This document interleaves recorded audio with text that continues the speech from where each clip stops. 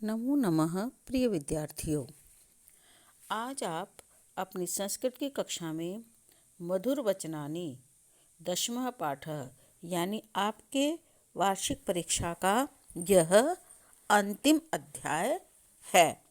इसके बाद आप अपनी कक्षा में प्रतिदिन अन्य व्याकरण कार्य तथा रिवीजन का वर्क करेंगे।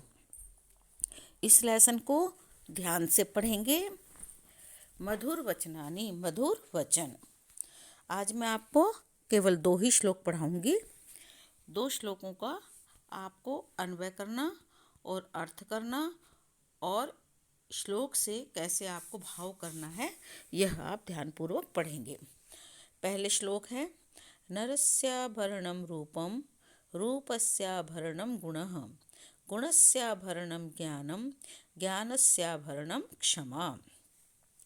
नरस्य प्लस आभरणम दीर्घ संधि है, रूपस्य प्लस आभरणम यहाँ भी दीर्घ संधि है, गुणस्य प्लस आभरणम यहाँ भी दीर्घ संधि है और ज्ञानस्य प्लस आभरणम यहाँ भी दीर्घ संधि है।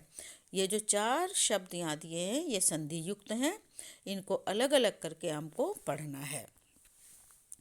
गुण नरस्य आभरणम, नरस्य यानी मनुष्य का, आभरणम यानी आभूषण, रूपम रूप यानी सुंदरता होती है, मनुष्य का आभूषण सुंदरता होती है। भवती की क्रिया आप स्वयं यहाँ पर लगाएंगे क्योंकि वह आपके अन्वय में और भावार्थ में भी दी हुई है।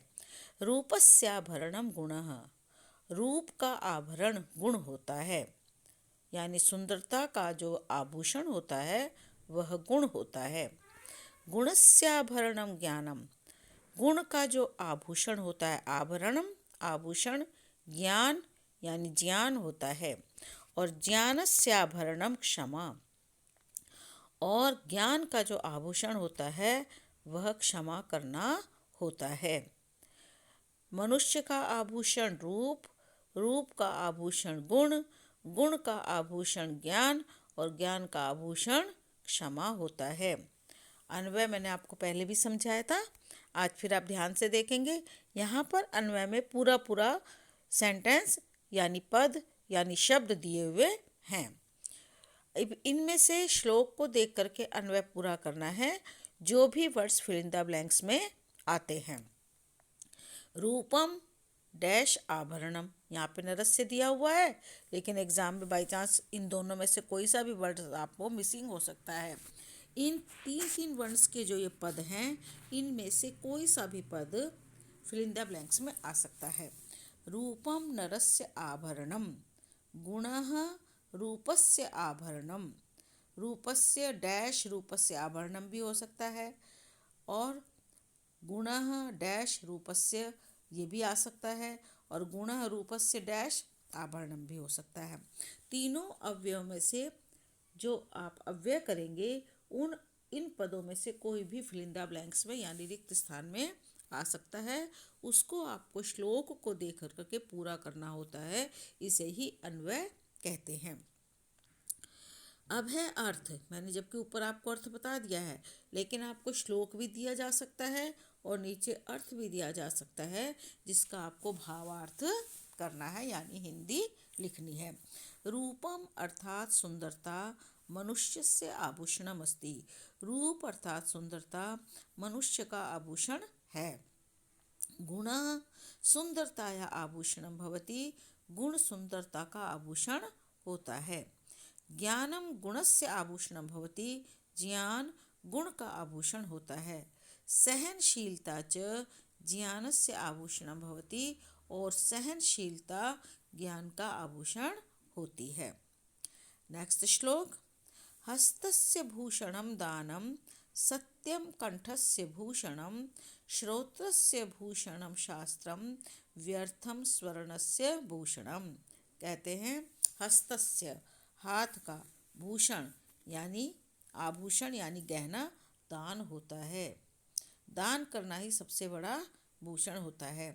सत्यम कंठस्य भूषणम, सत्य बोलना ही हमारे कंठ का आभूषण होता है। लेकिन हम क्या करते हैं, सुबह से शाम तक झूठ ही बोलते हैं, तो वो आभूषण नहीं है, वो हमारा गहना नहीं है, बल्कि वो हमारा पाप कर्म है कि हम झूठ बोलते हैं। लेकिन श्लोक क्या कहता है, सत्यम कंठस्य भूषणम, हमेशा व्यक्ति को सत्य बोलना चाहिए, यही हमारे जीवन का आभूषण होता है। श्रोत्रस्य भूषणम शास्त्रम, शास्त्रम यानी कोई शास्त्र नहीं पढ़ना, बल्कि अच्छी अच्छी बातों का श्रवण करना ही, अच्छी अच्छी बातों को जीवन में ग्रहण करना ही कानों का आभूषण होता है। बुरी बातों को त्यागना, अच्छी बातों को ग्रहण करना ही जीवन का आभूषण यानी कानों का आभूषण होता है। व्यर्थम स्वर्णस्य भूषणम, और सोने का आभूषण तो व्यर्थ होता है। स्वर्ण कितना भी पहन लीजिए, लेकिन वह आपकी सुंदरता तो बढ़ा देगा, लेकिन आपके ज्ञान को, आपके विवेक को नहीं बढ़ाने का। इसीलिए जीवन में हमेशा अच्छे कर्म ही करने चाहिए। अब अन्वय मैंने आपको बता दिया है कि कोई सा भी words fill in the blanks में आ सकता है। दानम डैश भूषणम हस्तस्य डैश कंठस्य भूषणम सत्यम, शास्त्रम श्रोत्रस्य डैश भूषणम, स्वर्णस्य डैश भूषणम तु डैश व्यर्थम भवति। दानम हस्तस्य भूषणम भवति, दान हाथ का भूषण होता है। सत्यम कंठस्य भूषणम अस्ति, सत्य कंठ का भूषण है। ज्ञानस्य श्रवणम एव कर्णयो भूषणम भवति, कानों का ज्ञान का सुनना ही कानों का भूषण होता है। श्रोत्र मतलब भी कान। आपने संध्या पढ़ते हैं ना, जब आप संध्या के मंत्र बोलते तो उसमें क्या आता है, श्रोत्रम श्रोत्रम, तो श्रोत्रम का मतलब भी कान होता है और श्रोत्रम का पर्यायवाची कर्ण होता है। तो कर्णयो भूषणम भवति, ज्ञान का सुनना ही कानों का भूषण होता है। स्वर्णस्य आभूषणम तो व्यर्थम अस्ति, और सोने का आभूषण तो व्यर्थ होता है। ये दोनों श्लोक आपने कॉपी में करने हैं। श्लोक लिख करके उसका हिंदी अर्थ लिख लेंगे और अन्वय को फिल इन द ब्लैंक्स में पूरा कर लेंगे। जो नीचे अन्वय दिया हुआ है, इसमें से एक वर्ड्स को मिसिंग करके और आप अन्वय पूरा कर लेंगे। वैसे मैं आपको भेजूंगी भी जब ये लेसन पूरा हो जाएगा, और यदि आप स्वयं करना चाहते हैं तो स्वयं भी कर सकते हैं।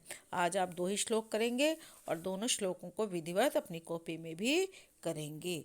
धन्यवाद।